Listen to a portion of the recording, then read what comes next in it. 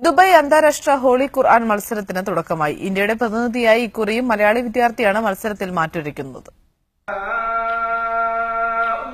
ലോകത്ത് ഏറ്റവും വലിയ സമ്മാനത്തുകയുള്ള ഖുർആൻ മനപ്പാഠ മത്സരമാണ് ദുബായ് അന്താരാഷ്ട്ര ഹോളി ഖുർആൻ അവാർഡ്. ഖുർആൻ പൂർണ്ണമായും മനപ്പാഠമാക്കിയ 25 വയസ്സിന് താഴെയുള്ള വിദ്യാർത്ഥികളാണ് ഓരോ രാജ്യത്തെയും പ്രതിനിധീകരിക്കുക.